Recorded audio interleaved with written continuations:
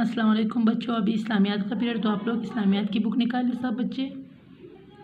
तो सबक नंबर 3 में हम लोगों ने 2 लाइनें पढ़ ली। आज हम लोग 3 लाइनें और पढ़ेंगे, ठीक है बच्चों। तो आप लोगों ने सबक नंबर 3 में क्या पढ़ा था? हमारे प्यारे नबी सल्लम के बारे में पढ़ा था, ठीक है। कि हमारे प्यारे नबी का नाम क्या था? मोहम्मद सल्लल्लाहु अलैहि वसल्लम था, हज़रत मोहम्मद सल्लल्लाहु अलैहि वसल्लम था। और हज़रत मोहम्मद सल्लल्लाहु अलैहि वसल्लम जो थे वो मक्का में पैदा हुए थे, ठीक है बच्चों। वो कहाँ पे पैदा हुए थे? मक्का में। आज हम लोग नेक्स्ट लाइन पढ़ेंगे। हज़रत मोहम्मद सल्लल्लाहु अलैहि वसल्लम के वालिदा का नाम हज़रत अब्दुल्ला था।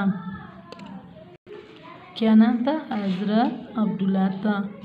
नेक्स्ट लाइन पे आ जाए। हज़रत मोहम्मद सल्लल्लाहु अलैहि वसल्लम की वालिदा का नाम हज़रत आमना था, ठीक है बच्चों। हज़रत मोहम्मद सल्लल्लाहु अलैहि वसल्लम के वालिद का नाम हज़रत अब्दुल्ला था और हज़रत मोहम्मद सल्लल्लाहु अलैहि वसल्लम की वालिदा का नाम हज़रत आमना था। तो आप लोगों ने सबक नंबर 3 में हमारे प्यारे नबी सल्लम के बारे में पढ़ा था। कल हम लोगों ने हज़रत मोहम्मद सल्लम का नाम पढ़ लिया और वो कहाँ पे पैदा हुए थे? मक्का में।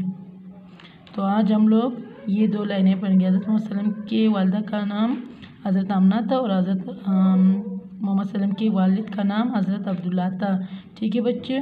तो इनका वालिद का नाम क्या था? हज़रत अब्दुल्ला और वालिदा का नाम हज़रत आमना था, ठीक है। तो आज आप लोगों ने ये रीडिंग करनी है। कल जाके घर जाके आप लोगों ने इसको याद करना है। कोई बच्चों अल्लाह